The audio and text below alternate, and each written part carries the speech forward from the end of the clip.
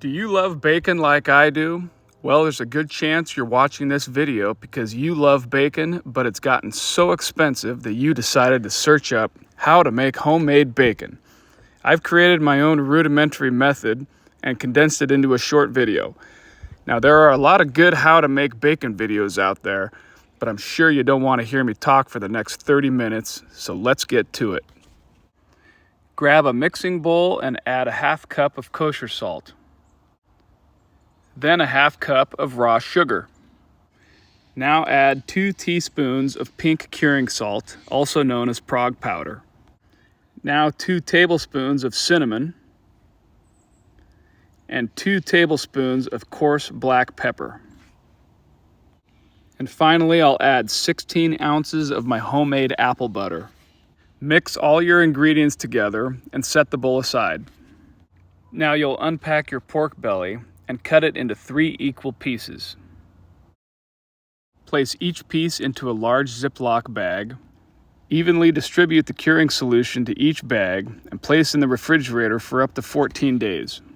Check on your bellies every couple of days and work the solution around to ensure full coverage throughout the curing process.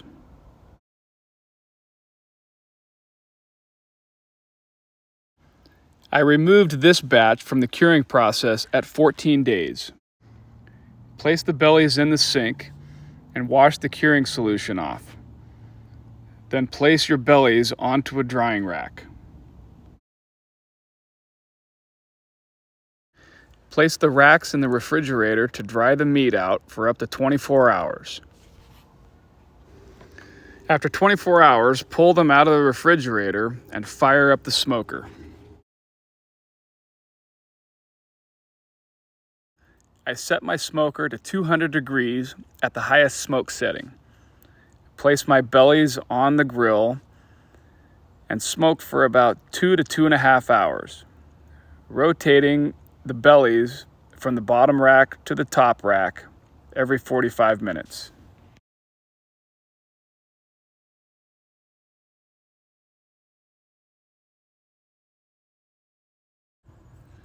I removed this batch from the smoker at about 2 hours and 15 minutes when they had that nice golden color.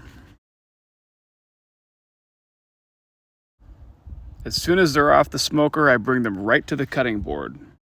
Some pork bellies, like this one here, have a layer of hide on them that I find easiest to cut off at the end of the smoking process when they're soft and warm. After the hide is cut off, apply a layer of coarse black pepper to all sides of the pork belly. It's okay to be liberal here, you can't over-apply. Now I need to cool the bellies before slicing them into bacon. I wrap each one in plastic wrap and place back in a large Ziploc bag and refrigerate for a minimum of 4 hours. It's easiest to put these through the slicer when they're nice and cold. When the meat is nice and cold, it's time to put it through the slicer and make bacon.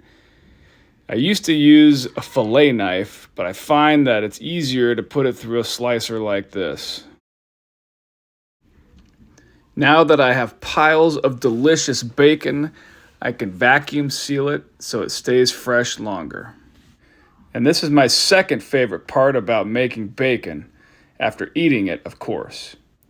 Besides the meat slicer and the vacuum sealer that I already had in my kitchen, the pork belly costs about $35 and the curing ingredients around $10. Altogether, that's $45 for 10 pounds of bacon. That comes out to $4.50 a pound. Good luck finding bacon that cheap in the store that tastes this good.